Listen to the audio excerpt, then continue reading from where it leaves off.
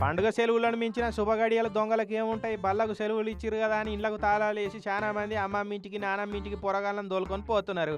ఇక ఇదే మనకు అమృత కాలం అని దొంగలు ఇట్లా బ్లాంకెట్లు వేసుకొని బయలుతున్నారు. అర్ధరాత్రి బ్యాగులు చదువుకొని పోతున్నారు. ఖమ్మం సిటీలో ఉన్న వైఎస్ఆర్ కాలనీలో దొంగల కథ చూడురు ఎట్లున్నదో.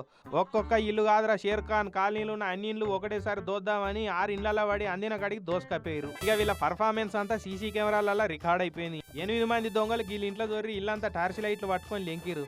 అరే నా ఫోన్కు ఛార్జర్ లేదురా, మంచిగా ఛార్జర్ దొరికిందని ఒకడు, అరే ఇదేదో మంచిగా ఉన్నదిరా అని దొరికిన వస్తువును దొరికినట్టు మూల కట్టుకొని ఎసుకపోయారు. ఇక ఇల్లంతా బొంగురం లెక్క తిరుక్కుంటా బంగారాన్ని కూడా దోషిరు. చీచి వీళ్ళేం పిసిన రోజులు ఉన్నారా, ఇంట్లో పైసలు బంగారం ఉంచుకోరా, వీళ్ళేం మనుషులు రా, దొంగలు వస్తే ఏం తీసుకపోతారన్న సోయి కూడా లేదు వీళ్ళకు.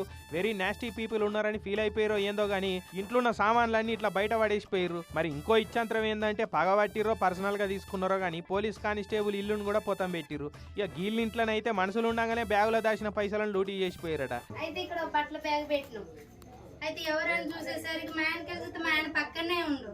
అయితే మా అమ్మ బాబు ఎవరో వచ్చారనేసరికి ఉండండి రా అని గబుక్కుని అనేసరికి ఆయన అటు దూకిండి బిందె ఎత్తేసిపోయారు.